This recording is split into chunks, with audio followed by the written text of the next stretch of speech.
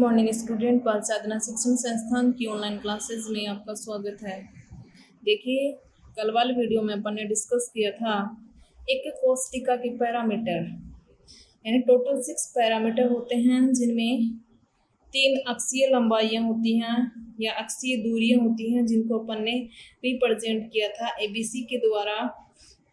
और इन अक्षीय लंबाइयों के बीच बने हुए जो कोण हैं जिनको कि अपन ने रिप्रेजेंट किया था अल्फा, बीटा, गामा के द्वारा रिप्रेजेंट किया था। इस प्रकार एक कोष्टिका के टोटल पैरामीटर जो होते हैं वो 6 होते हैं। फिर अपन ने देखा था आद्य या सरल या मूल प्रकार की एक कोष्टिका क्या होती है और केंद्रित एक कोष्टिका क्या होती है। फिर अपन ने देखा था केंद्रित एक कोष्टिका जो है उसमें अवयवी कण यानी अन्य स्थितियों पर विस्तृत होता के आधार पर अपन ने उसको 3 पार्ट्स में डिवाइड किया था।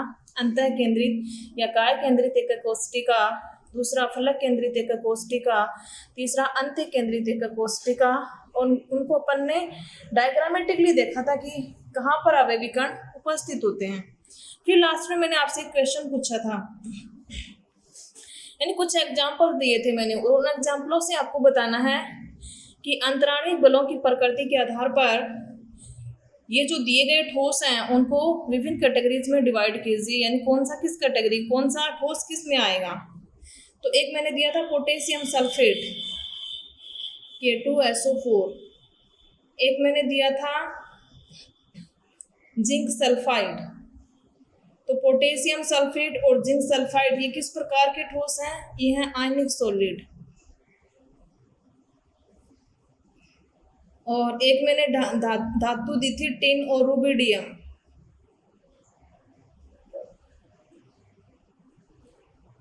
ये जो हैं ये किस प्रकार के ठोस हो गए, मेटेलिक ठोस हो गए, मेटेलिक सॉलिड, धात्विक ठोस। यानी नाम से स्पष्ट हो रहा है ये आयन में चेंज होंगे तो आयनिक सॉलिड हो गए, ये मेटल है तो मेटेलिक।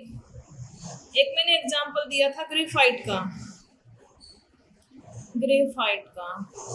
ग्रेफाइट किस प्रकार का ठोस है, कोवेलेंट सॉलिड या नेटवर्क सॉलिड।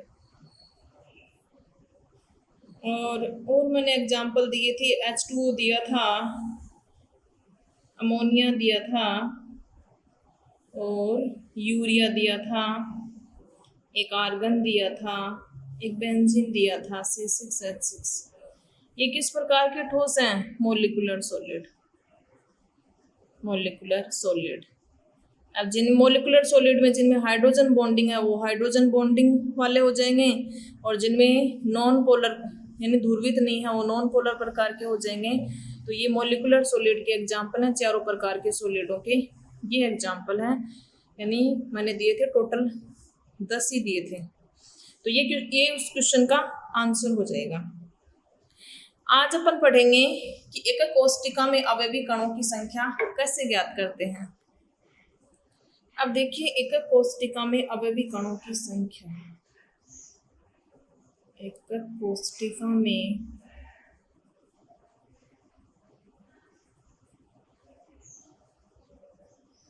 अवयवी कणों की संख्या। अवयवी कणों की संख्या कैसे निकालेंगे, तो उससे पहले अपन 3-4 बातें जो हैं वो ध्यान में रखेंगे। कौन सी बातें ध्यान में रखेंगे, एक कोष्टिका किसे कहते हैं, एक कोष्टिका किस तरह से उसमें अवयवी कण स्थित हो सकते हैं, उसके प्रकार अपन ने देख लिए हैं। तो पहली बात जो आपको ध्यान में रखनी है कि एक कोष्टिका के कोनों पर उपस्थित प्रत्येक अवयवी कण जो है वो 8 एक कोष्टिकाओं द्वारा सहभाजित होता है। यानी ये एक कोष्टिका है और इसके कोने पर यहाँ पर अवयवी कण उपस्थित हैं, और पूरे क्रिस्टल जालक में और भी एक कोष्टिकाएं होंगी। ऐसे तो है नहीं कि यही एक कोष्टिका होगी, बहुत सारी एक कोष्टिकाएं मिलकर के उस क्रिस्टल जालक का फॉर्मेशन करती हैं।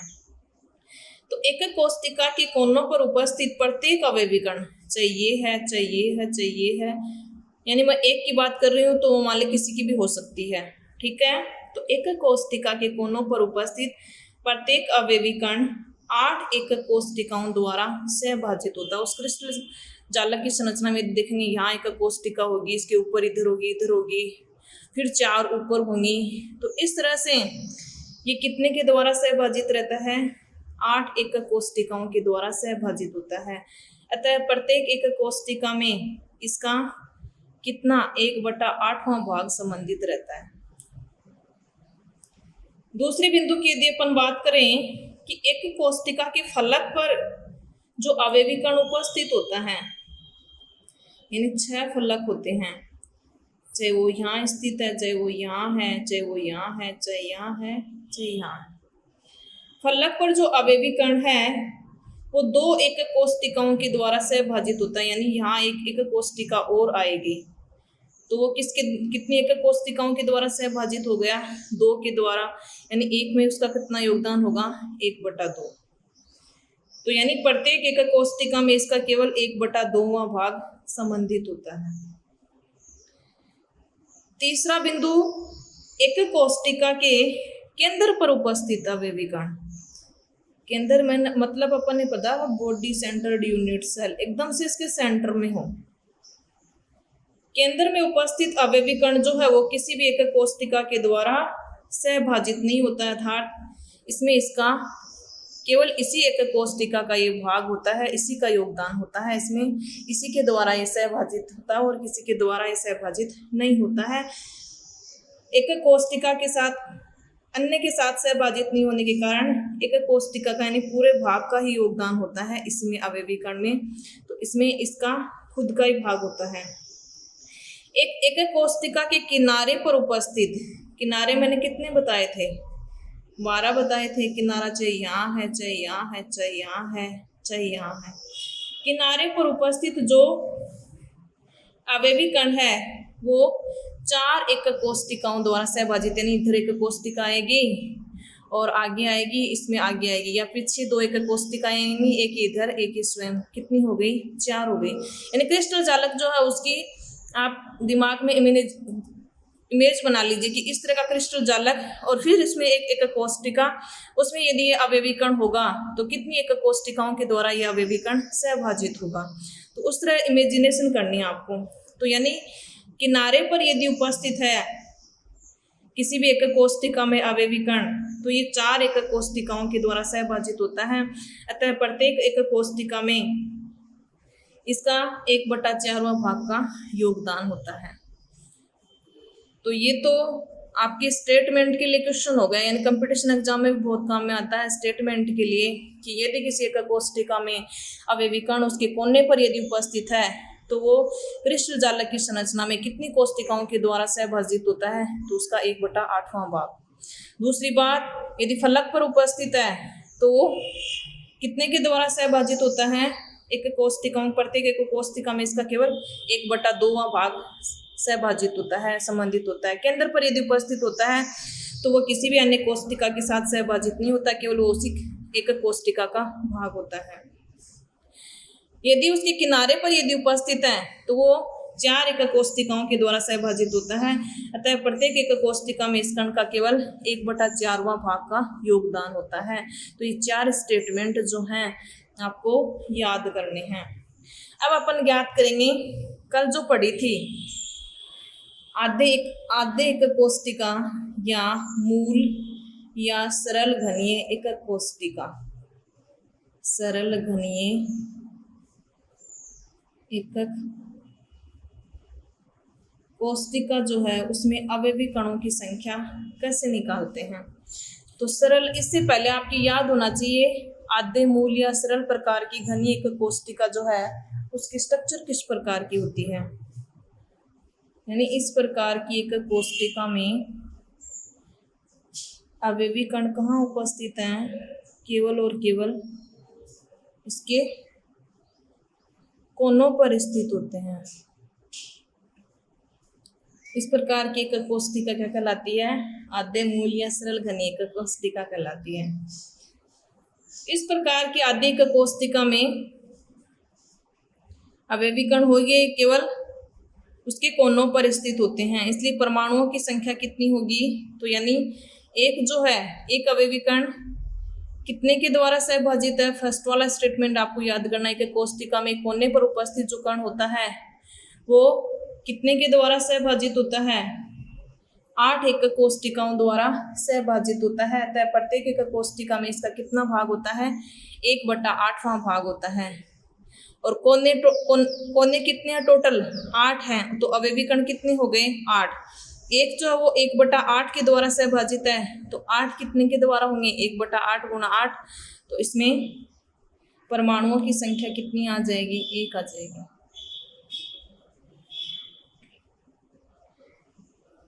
इस तरह से निकालना है। दूसरा, अंतः केंद्रित घनीय, यानी अपन ने पढ़ा था केंद्रित एकक कोष्टिका, और केंद्रित एकक कोष्टिका में स्थिति के आधार पर अपन ने 3 टाइप पढ़े थे। BCC body centred cubic unit cell या बॉडी सेंटर्ड क्यूबिक सेल। निकाय केंद्रित घनीय संरचना, बॉडी सेंटर्ड क्यूबिक स्ट्रक्चर या body centred cubic unit cell. दूसरा पढ़ा था face centred cubic unit cell, फलक केंद्रित घनीय संरचना स्ट्रक्चर, या 2 नाम बताए थे, फलक केंद्रित या काय केंद्रित एकक कोष्टिका या घनीय संरचना, एक ही बात है। तीसरा अपन ने पढ़ा था अंत्य केंद्रित एकक कोष्टिका। ये जो 2 हैं, इनके अवयवी कणों की संख्या या परमाणुओं की संख्या जो है कितनी होती है? तो वो जो है वो आपके सिलेबस में है। अंत्य केंद्रित का आपके सिलेबस में नहीं है। तो कई बार यहाँ से 1 नंबर का क्वेश्चन डाल दिया जाता है, क्योंकि सॉलिड स्टेट से 3 या कभी कभार 4 नंबर के क्वेश्चन भी डाल देते हैं। तो 3 नंबर के क्वेश्चन तो पक्के आएंगे छोटे वाले क्वेश्चन ही। तो छोटा जो क्वेश्चन है उसमें 1 नंबर, आधे नंबर में स्टार्टिंग में जो क्वेश्चन आते हैं उनमें डाल दिया जाता है कि FCC प्रकार की एकक कोष्टिका में अवयवी कणों की संख्या कितनी होती है या FCC में कितनी होती है। तो इस तरह से क्वेश्चन है जो पूछ लिया जाता है। तो फर्स्ट ऑफ ऑल अपन बात करते हैं BCC body centred cubic unit cell में टोटल परमाणुओं की संख्या कितनी होती है या अवयवी कणों की संख्या कितनी होती है। चाहे वो किसी भी तरीके से क्वेश्चन, अब वो अवयवी कण, अणु, परमाणु या आयन कुछ भी हो सकता है। बॉडी सेंटर्ड का अपन डायग्राम बनाएंगे पहले। बॉडी सेंटर्ड का डायग्राम, ये प्रत्येक अवयवी कण उसके कोनों पर स्थित होता है, कोनों के साथ एक उसके सेंटर में भी उपस्थित होता है। इस प्रकार की एकक कोष्टिका क्या कहलाती है? Body centred cubic unit cell कहलाती है। तो इसमें देखिए कोने पर जो है, कोने पर यदि उपस्थित है वो इतनी एकक कोष्टिकाओं के द्वारा सहभाजित होता है 1/8। और टोटल कितने हैं? 8 कोने हैं, तो 1/8 गुणा 8 हो गया। प्लस एक इसके सेंटर में भी है, सेंटर में जो है वो किसके द्वारा सहभाजित है? स्वयं के द्वारा सहभाजित है, और किसी के द्वारा एकक कोष्टिका के द्वारा सहभाजित नहीं है। टोटल अवयवी कणों की संख्या कितनी आ जाएगी? 1 + 1 = 2। इसी प्रकार FCC face centred cubic unit cell, तो face centred cubic unit cell का अपन डायग्राम बनाएंगे। तो face centred cubic unit cell में प्रत्येक अवयवी कण जो है वो उसके कोनों पर स्थित होता है, और कोनों के साथ साथ उसके फलक पर भी स्थित होता है। तो ये 6 फलक हो गए। बात की थी अपन ने कोनों पर यदि उपस्थित है तो वो कितनी एकक कोष्टिकाओं के द्वारा सहभाजित होता है? एक जो है 8 के द्वारा विभाजित हो गया, तो 1 का योगदान हो जाएगा 1/8। और टोटल कितने कोने हैं? 8 कोने हैं, तो मल्टीप्लाई कर देंगे। प्लस और भी अवयवी कण कहाँ स्थित हैं? फलक पर स्थित हैं, और फलक पर जो होते हैं वो कितने के द्वारा विभाजित हैं? फलक पर जो अवयवी कण होता है वो 2 एकक कोष्टिकाओं के द्वारा सहभाजित होता है। तो फलक पर टोटल अवयवी कण कितने हैं? 6 हैं। तो एक जो है वो 1/2 के द्वारा सहभाजित है, तो 6 कितने के द्वारा? × 6 हो जाएगा। तो 2 × 3 = 6, कितने हो जाएंगे? 4 हो जाएंगे। अंत्य केंद्रित एकक कोष्टिका, लास्ट है अंत्य केंद्रित एकक कोष्टिका। अंत्य केंद्रित एकक कोष्टिका में क्या होता है कि अवयवी कण जो है वो कहाँ पर उपस्थित होता है? कोनों के साथ साथ किन्हीं दो विपरीत फलक जो हैं, चाहे ये ले लो चाहे ये ले लो, उनके सेंटर में स्थित होता है, किन्हीं दो विपरीत फलकों के केंद्र में स्थित होता है। इस प्रकार की एक कोष्टिका अंत्य केंद्रित एक कोष्टिका कहलाती है। तो कोनों पर उपस्थित है एक अवयवी कण कितनी एक कोष्टिकाओं के द्वारा से विभाजित होगा, 1/8। टोटल कितने हैं, 8 प्लस 2 किन्हीं दो विपरीत फलकों के केंद्र पर भी उपस्थित है। तो फलक पर उपस्थित है तो कितने के द्वारा से विभाजित होता है, 1/2। और कितने फलकों पर है, तो 2 फलकों पर है। यहाँ कितने पे है, 6 फलकों पे है, तो 6 लिखा है। यहाँ केवल किन्हीं दो विपरीत फलकों पे होंगे, तो अवयवी कणों की संख्या कितनी है, 2 है। फलक पर यदि है वो तो एक अवयवी कण 2 एक कोष्टिकाओं के द्वारा से विभाजित होता है, तो एक का योगदान कितना होगा, 1/2 होगा। ये 1 आ गया, ये 1 आ गया, इसका मान कितना आ जाएगा, 2 आ जाएगा। तो इस प्रकार से अवयवी कणों की संख्या जो है वो कैलकुलेट करनी आपको आनी चाहिए। बीसीसी में कितने आएंगे, पहले सरल या एससीसी बोलते हैं इसको, सिंपल क्यूबिक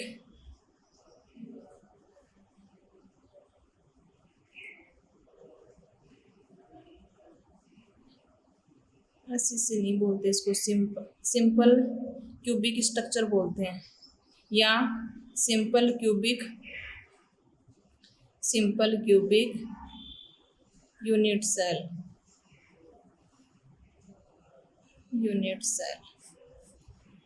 सरल या सरल केंद्रित घनीय संरचना भी बोल देते हैं, तो एससीसी भी बोलते हैं, सिंपल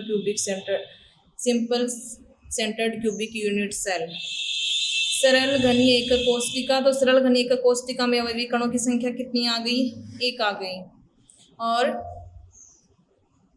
केंद्रित जो एक कोष्टिका है उसमें तीनों प्रकार की जो एक कोष्टिकाएं हैं उनमें अवयवी कणों की संख्या जो है बीसीसी में अवयवी कणों की संख्या, एफसीसी पहले जो वो 4 स्टेटमेंट बताए थे आपको, 3 और 4, यानी एक स्टेटमेंट ये बताया था, दूसरा ये बताया था, तीसरा ये और चौथा ये। तो किसी भी प्रकार की एक कोष्टिका में पूछे तो टोटल अवयवी कणों की संख्या इस प्रकार से आपको ज्ञात करनी है। फिर भी यदि समझ में नहीं आए तो कमेंट बॉक्स में लिख करके बता देना, मैं दोबारा समझा दूंगी आपको। इम्पोर्टेंट है ये वाला स्टेटमेंट, कंपटीशन एग्जाम में बहुत पूछे जाते हैं यहाँ से क्वेश्चन, 1-2 क्वेश्चन।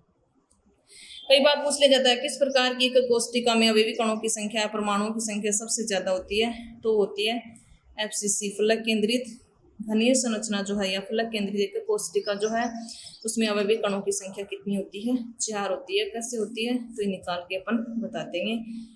तो ये है अवयवी कणों की संख्या ज्ञात कर। अगला जो टॉपिक है वो है 7 क्रिस्टल समूह। 7 क्रिस्टल समूह, अब ये क्या है, यानी क्रिस्टल जो है उनमें 7 प्रकार की अधिक कोष्टिकाएं पाई जाती हैं, यानी क्रिस्टलीय जो संरचनाएं हैं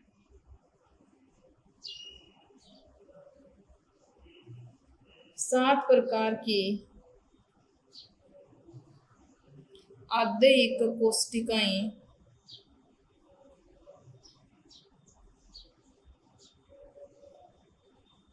पाई जाती हैं।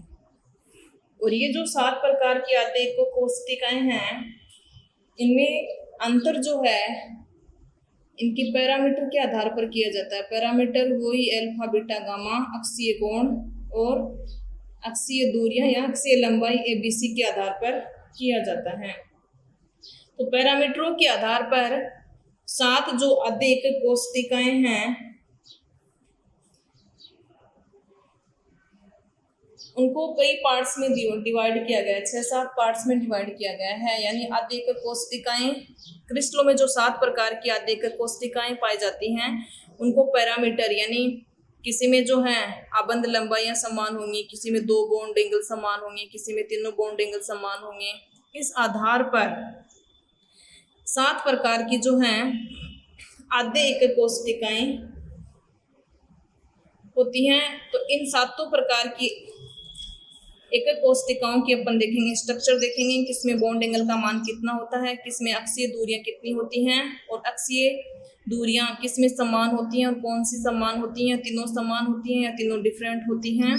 तो क्रिस्टलों में 7 प्रकार की जो अधिक कोष्टिकाएं पाई जाती हैं वो सातों के नाम हैं। एक है घनीय, जिसको बोला जाता है क्यूबिक। दूसरी है द्विसंबलाक्स, द्विसंबलाक्स जिसको बोला जाता है टेट्रागोनल, टेट्रागोनल या चतुष्कोणीय, या चतुष्कोणीय। तीसरी जो है वो है विषमलाक्स, विषमलंबाक्स। चौथी जो है वो है एकंताक्स। इनके इंग्लिश टर्म जो याद कर लोगे वो ज़्यादा इजी है। ये होता है ऑर्थोरोम्बिक, ऑर्थोरोम्बिक। ये होता है मोनोक्लिनिक। पांचवी जो होती है वो होती है हेक्सागोनल, षटकोणीय, हेक्सागोनल, षटकोणीय। अगली जो होती है वो होती है रोम्बोहेड्रल, त्रिसमन्ताक्ष, या होती है त्रिकोणीय। इसको बोला जाता है रोम्बोहेड्रल, रोम्बोहेड्रल। और सातवीं जो है वो है त्रिंताक्ष, ट्राइक्लिनिक। इनके जो इंग्लिश टर्म है वो आज आपको याद करने हैं। गृह कार्य आपके लिए यही है कि 7 क्रिस्टल समूह है, मतलब क्रिस्टलों में 7 प्रकार के आद्यिक कोशिकाएं पाई जाती हैं।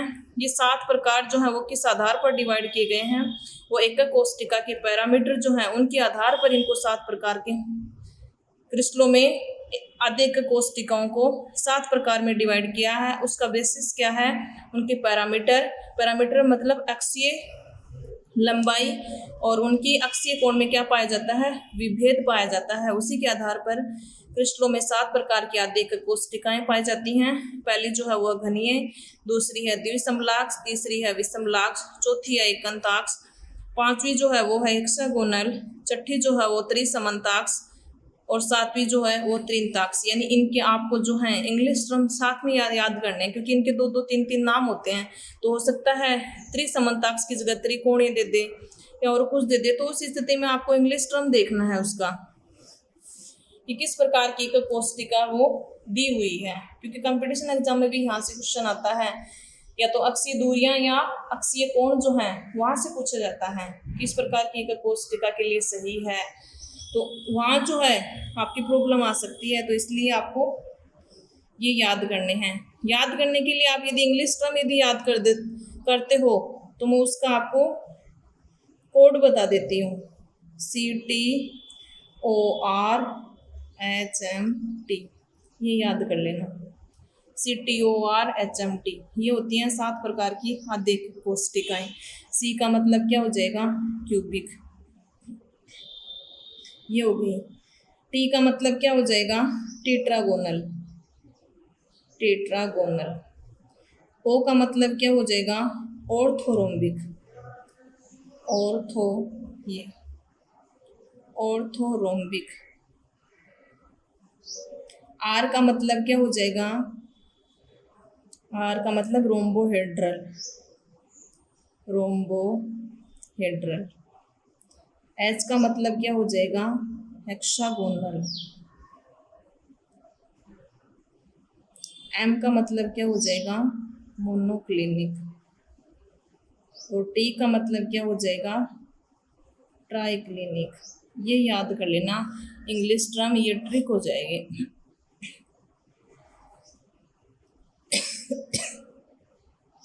और ये हैं 7 प्रकार के आद्यिक कोशिकाओं के नाम। कल अपन इनके देख लेंगे। आज जो है आपको ये नाम याद करने हैं इस वाले ट्रिक से। यदि इंग्लिश में याद करते हो तो बेटर है, हिंदी वाले नाम तो 1, 2, 3 भी हो सकते हैं, इनके 2-2 नाम भी हैं तो कन्फ्यूजन होगा। फिर आपकी मर्जी है, आप हिंदी में याद करते हो या हिंदी में कोई ट्रिक बना के आप याद करते हो। ट्रिक से याद रहेगा, बाकी तो मिक्स हो जाएगा, क्योंकि इसमें अक्षीय दूरियां और अक्षीय कोण जो हैं वो आपको याद करने हैं, फिर इनके एग्जाम्पल जो हैं वो आपको याद करने हैं। तो मैं प्रत्येक की स्ट्रक्चर बना करके जो है नेक्स्ट वाले वीडियो में आपको समझा दूंगी। तो आपको याद करने हैं cubic, tetragonal, orthorhombic, rhombohedral, hexagonal, monoclinic, triclinic जो हैं वे 7 प्रकार के अध्ययन कोष्टिकाओं के नाम हैं। और हिंदी में नाम यदि याद करते हो तो ठीक है, नहीं करते हो तो भी चलेगा। तो आज की वीडियो में इतना ही, बस थैंक यू।